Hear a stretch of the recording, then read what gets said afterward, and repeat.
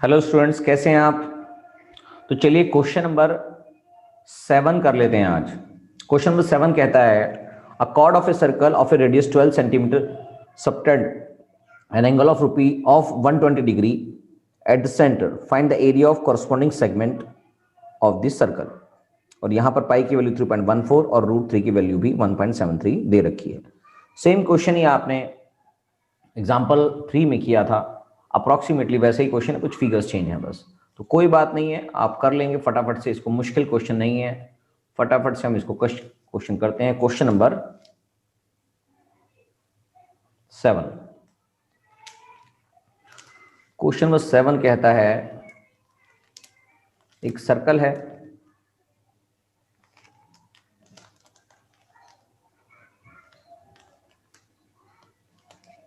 उसमें एक कॉर्ड जा रही है और ये कॉर्ड सबटेंड कर रही है एक सेंटर पे एंगल 120 डिग्री। ये एंगल सबटेंड हो रहा है 120 डिग्री। ए बी कॉर्ड, या दूसरा नाम रख लेते हैं, ए बी बहुत दिन हो गए लगते रखते, तो एस टी इसका नाम रख लेते हैं और यहां पर इसका नाम यू दे देते हैं। और यहां पर जो रेडियस है वो 12 सेंटीमीटर क्वेश्चन में गिवन है। करेक्ट। तो चलिए बस अब आपको सेगमेंट, कॉरस्पॉन्डिंग सेगमेंट का एरिया निकालना है, यानी कि एरिया ऑफ सेगमेंट SUT निकालना है आपने। क्या ये बात समझ में आ गई है? तो इसके लिए क्या करेंगे जी, area of segment SUT equals to किसके बराबर होगा, यानी कि आपको सिर्फ और सिर्फ ये वाला पोर्शन निकालना है। तो इसके लिए आपको पता है, सेगमेंट निकालने के लिए आपको पूरा सेक्टर का एरिया निकालना पड़ेगा OSUT, और उसमें से ये जो ट्राइंगल दिखाई दे रहा है इसको लेस करना पड़ेगा। तो बस आपका एरिया ऑफ सेगमेंट SUT आ जाएगा। तो चलिए निकाल लेते हैं इसको। Area of sector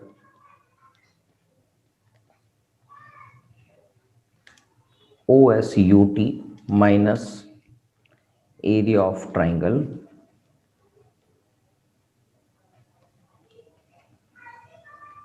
OST। Correct, OST यहां पर दिखाई दे रहा है। तो बस एक एक चीज करके निकाल लेते हैं। पहले एरिया ऑफ सेक्टर निकाल लेते हैं। एरिया ऑफ सेक्टर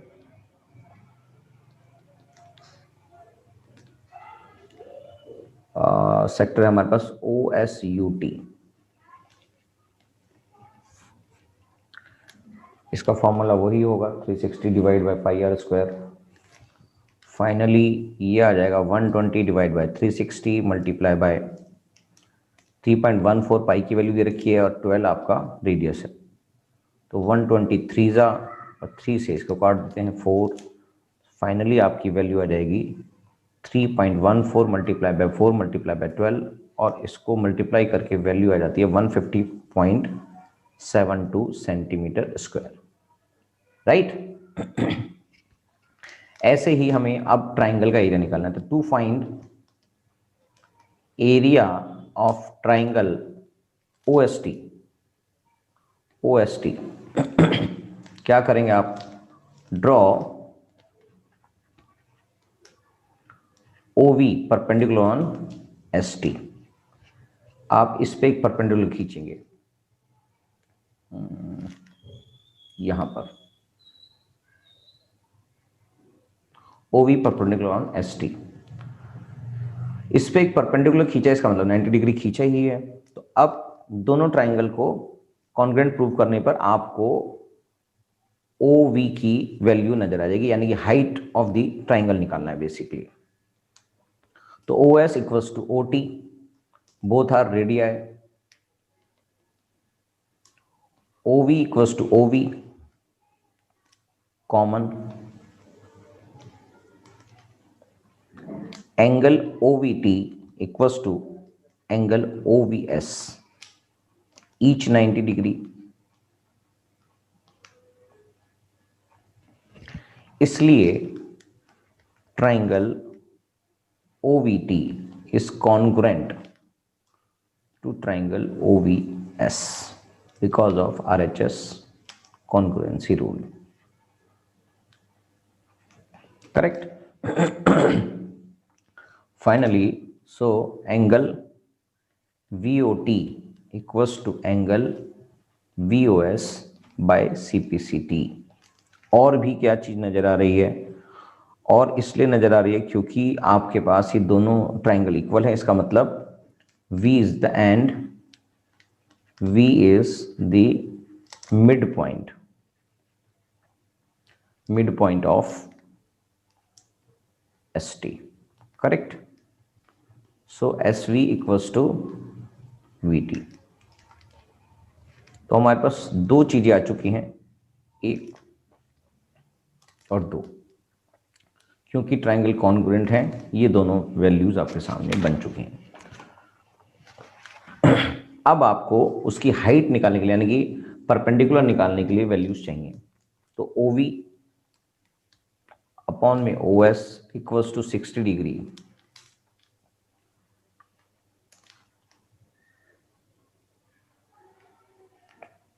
इसको हम लिख सकते हैं cos 60 डिग्री, यानी कि आपके पास परपेंडिकुलर अपॉन में बेस अपॉन में परपेंडिकुलर जो होता है वो होता है cos theta.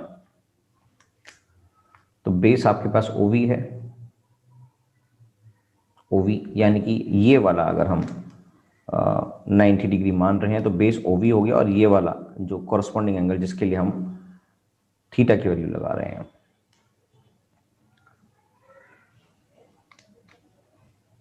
OV upon OS, तो base upon perpendicular, base upon hypotenuse.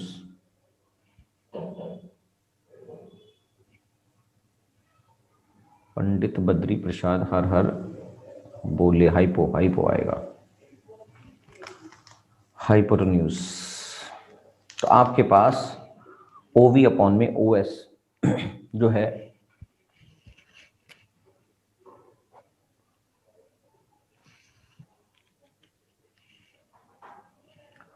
वो आ गया है। OV की वैल्यू आपको पता नहीं है, वही तो निकालनी है आपने, और OS की वैल्यू आपको पता है वो रेडियाई है, और cos 60 डिग्री 1/2 होता है। तो OV की वैल्यू आ गई 12/2, दैट इज 6 सेंटीमीटर, करेक्ट। और साथ में आपको and SV upon SO equals to sine 60 degree भी हो सकता है, यानी कि ये क्या होता है, पंडित बद्री प्रसाद हर हर बोले मतलब साइन थीटे के बराबर होता है, साइन थीटा के बराबर होता है। और इसकी वैल्यू जो थी SV upon 12 equals to sine theta, sine 60 degree की वैल्यू होती है √3/2, तो SV इक्वल्स टू 12√3/2, इसकी वैल्यू आ गई 6√3। हमारे पास दो वैल्यूज आ चुकी हैं, SV equals to 6√3 and OV equals to 6 centimetre. ये भी वैल्यू सेंटीमीटर में ही है, इसको भी सेंटीमीटर लिख देते हैं, राइट। बस अब आपको कुछ नहीं करना, SV की वैल्यू आ चुकी है, यहां से यहां तक की वैल्यू 6√3 है, और इसकी वैल्यू OV की वैल्यू 6 सेंटीमीटर है। तो बस आपको करना क्या है, सिर्फ अब आपको एक फार्मूला लगाना है एरिया ऑफ ट्राइंगल का, उससे आपकी वैल्यू आ जाएगी। तो area of triangle OST equals to half into base into height equals to half into base ST है इंटू हाइट जो है आपकी OV है, और हाफ इंटू ST की वैल्यू आपको पता है 12, और ओवी की वैल्यू आपने निकाली है, डबल हो गई, यानी कि एस टी की वैल्यू जो हो गई वो हो गई 2 times of S V into में ओ वी। करेक्ट। इसको इधर से भी काट सकते हैं, तो ये बचेगी S V into O V, और एस वी की वैल्यू है 6√3 मल्टीप्लाई बाय ओ वी की वैल्यू 6 है, 36√3 सेंटीमीटर स्क्वायर आंसर। क्योंकि अभी मैंने एस वी की वैल्यू निकाली और एस वी, और हमें एक्चुअली चाहिए क्या, हमें चाहिए एस टी, पूरा ट्राइंगल की एरिया चाहिए। तो यहाँ से यहाँ तक की जो वैल्यू है वो 2 मल्टीप्लाई बाय 6√3 होगा, क्योंकि आपके पास एस वी की वैल्यू 6√3 आई है, तो उसका डबल ही एस टी होगा, राइट। और √3 की वैल्यू क्वेश्चन ने दे रखी है, तो आपको भी इसको मल्टीप्लाई करके दिखाना पड़ेगा, और ये वैल्यू हो जाती है 62.28 सेंटीमीटर स्क्वायर। बस अब तो एरिया ऑफ सेगमेंट निकालना रह गया, जो क्वेश्चन में पूछा गया था। सेगमेंट का नाम था SUT। इसके लिए क्या करना है, area of sector OSUT minus area of triangle OST करना था। तो एरिया ऑफ सेक्टर OSUT आपके सामने 150 हमने निकाला था, कुछ देख लेते हैं। ये आ गया था 150.72 सेक्टर OSUT की, 150.72 माइनस 62.28 जो बन जाता है 88.44 centimetre square is the answer. Correct. तो ये 7th क्वेश्चन है, थोड़ा बड़ा क्वेश्चन आपको दिखाई दे रहा है, जैसे एग्जांपल में था वैसे ही क्वेश्चन है सेम। बस आपको पहले इस ट्राइंगल का एरिया निकालना है, तभी इस सेगमेंट का एरिया निकल पाएगा। तो एरिया ऑफ ट्राइंगल निकालने के लिए इस पर एक परपेंडिकुलर खींचेंगे, और परपेंडिकुलर खींचने के बाद इसकी हाइट निकालनी है आपको। इसकी हाइट निकालने के बाद आपको ये जो कॉर्ड है इसकी लेंथ भी निकालने के लिए आपके पास दूसरी तरह से ये भी आ जाएगा, और आपको साइन थीटा और कॉस थीटा का एग्जांपल फार्मूला लगाते ही ये सारी वैल्यूज सामने आ जाएंगी। तो क्वेश्चन मुश्किल नहीं है, मगर थोड़ा सा लंबा जरूर है। अब नेक्स्ट क्वेश्चन भी कर लेते हैं, क्वेश्चन नंबर 8।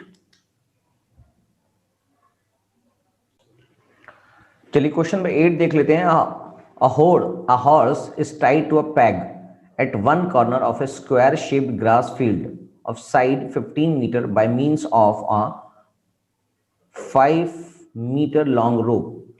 एक स्क्वायर शेप के अंदर एक आपके सामने वो दिखाई दे रहा है, एक ग्रास फील्ड है, और उसके अंदर जो एक हॉर्स है उसको बांध दिया गया है इस कोने पे उसको बांध दिया गया है। तो इस कोने पे बांधने से बेसिकली उसकी जो रोप का साइज है वो 5 मीटर का है, और इस वजह से वो ऐसे मूव करता है, ऐसे, यानी कि इस एरो के हिसाब से, यानी कि इस फील्ड में, ग्रास फील्ड में मैक्सिमम वो इतना ग्रेस कर सकता है, मूव कर सकता है। अगर उसकी रोप बढ़ा दिया जाए, the increase in the grazing area if the rope were 10 metre long instead of 5। अगर उसकी रोप का लेंथ बढ़ा दिया जाए तो 5 मीटर से बढ़ाकर 10 मीटर हो जाएगा, तो उसका जो एरिया, ग्रेजिंग एरिया है, घास में चरने का एरिया है, घूमने का एरिया है, वो बढ़कर कितना हो जाएगा, ये आपको फाइंड करना है। क्या बात समझ में आ गई है? पाई की वैल्यू 3.14 दे रखी है, मुश्किल काम नहीं है। पहली बात तो ये है, area of that part the field in which horse can graze. तो जो पहला 5 मीटर से कितना एरिया कवर कर रहा है हॉर्स, और 10 मीटर रोप से कितना कवर कर रहा है, और उन दोनों का बीच का डिफरेंस। यानी कि दोनों क्वेश्चन मुश्किल नहीं है, बस आपको ये समझना है कि एक्चुअली हम लोग एक सर्कल की बात कैसे कर पाएंगे। तो यहाँ पर एक सर्कल बनाने के लिए पहले आपको पहले एक स्क्वायर बनाना पड़ेगा, जिसकी 15 मीटर उसकी लेंथ है, एक साइड की जो उसकी लेंथ है वो 15 मीटर की लिखा हुआ है क्वेश्चन में। स्क्वायर शेप 15 मीटर की लेंथ है, राइट। वहां पर एक हॉर्स हमने इस जगह पे टाइट कर दिया है, इस जगह पे टाई कर दिया है उस हॉर्स को, मान लीजिए ये हॉर्स है, इसका नाम मैं हॉर्स रख देता हूँ, हॉर्स। तो इसको जब ये इस पे मूव करता है तो ये मैक्सिमम इस पे यहाँ पर मूव कर सकता है। तो अगर मैं इसका दिखाऊं आपको, आप इसको ऐसे सर्कल भी देख सकते हैं, सर्कल, यानी कि सर्कल का क्या हुआ, ये इस सर्कल का 1/4 पार्ट ही हुआ। क्या ये बात समझ में आ गई है? तो यानी कि 1/4 पार्ट क्वाड्रेंट पे ये मूव कर रहा है। बस एक क्वाड्रेंट की एरिया को निकालना है कि वो कितना को मूव कर रहा है। तो अगर इसकी कॉर्ड को थोड़ा सा बढ़ा दिया जाए, यानी कि इसकी कॉर्ड को थोड़ा बढ़ा दिया जाए जो 10 मीटर की हो जाएगी, तो ये जो हॉर्स है, हॉर्स की जो ग्रेजिंग एरिया है वो इतना हो जाएगा बढ़कर, वो इतना बढ़कर हो जाएगा। तो ये जो कितना इंक्रीज हुआ एरिया, यानी कि यहां से यहां तक का एरिया कितना इंक्रीज हुआ, उसके लिए क्या करना पड़ेगा आपको पहले इस पूरे सेक्टर का एरिया निकालना पड़ेगा और उसमें से ये छोटे वाले सेक्टर का एरिया माइनस, ये वाले सेक्टर का एरिया माइनस कर देना पड़ेगा।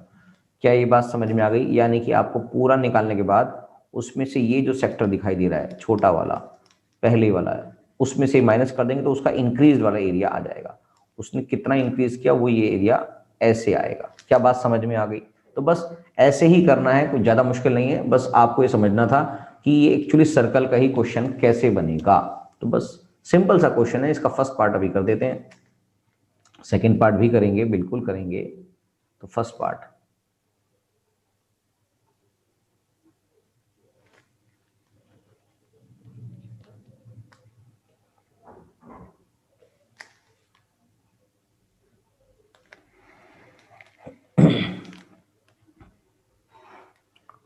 horse can graze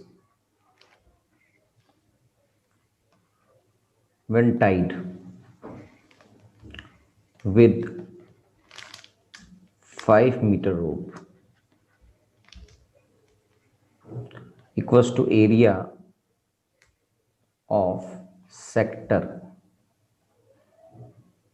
इसका अगर नाम देना चाहूं तो मैं नाम दे देता हूं, थोड़ा सा आसान हो जाएगा। ओ ग्रेजिंग कर रहा है वो स्टार्टिंग में ए और बी, और इसके बीच का एक हम नाम और दे देते हैं जिसको मैं लिख देता हूं एम, ठीक है। और इसको भी नाम दे देता हूं एक डी और सी, और यहाँ पर एक और नाम दे देता हूँ एस। एम तो हमने दे दिया, एस दे देता हूँ।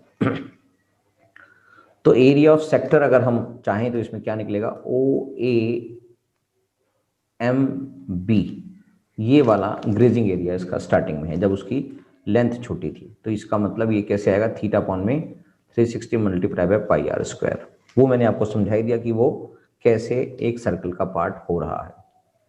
तो ये एंगल 90 डिग्री का बन रहा है, मल्टीप्लाई बाय पाई की वैल्यू 3.14 दे रखी है, और आर जो है वो 5 मीटर का होगा, क्योंकि मैक्सिमम वो जो ग्रेजिंग एरिया है उसका 5 मीटर से ज़्यादा वो आगे नहीं जा सकता। इसको सॉल्व करेंगे तो आपके पास वैल्यू हो जाएगी 3.14 multiply by 5 multiply by 5 divide by 4। Finally इसकी वैल्यू हो जाएगी 19.625 मीटर स्क्वायर। तो यानी कि उसका ग्रेजिंग एरिया तो आ गया है, कोई तो दिक्कत नहीं है। दूसरा पार्ट इसमें पूछा गया है, when area of grazed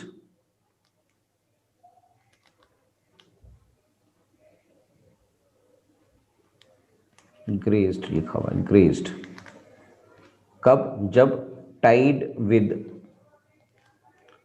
10 metre rope, तो उसकी वैल्यू भी थीटा अपॉन 360 इंटू में पाई आर स्क्वायर हो जाएगी। फाइनली इसको निकालने के लिए 90 upon 360 multiply by 3.14 multiply by area हो गया, लेंथ हो गई 10, तो 94 जा, और इसकी वैल्यू आ जाएगी 3.14 multiply by 10 multiply by 10 divide by 4, और वैल्यू आके आ जाएगी 78.5 मीटर स्क्वायर, करेक्ट। तो दोबारा जब वो उसकी थोड़ी सी रो बढ़ा दी जाती है तो उस एरिया को ग्रेज करेगा, मगर हमें निकालना क्या, इंक्रीज वाला पार्ट निकालना है। तो इंक्रीज वाला पार्ट में से, बड़े वाले पार्ट में से छोटे वाला पार्ट माइनस कर देंगे तो आ जाएगा increase in grazing area equals to 78.5 minus 19.625 58.625, अभी अभी जो हमने निकाला है, तो इसकी वैल्यू 58.875 मीटर स्क्वायर। करेक्ट, यही इसका आंसर है।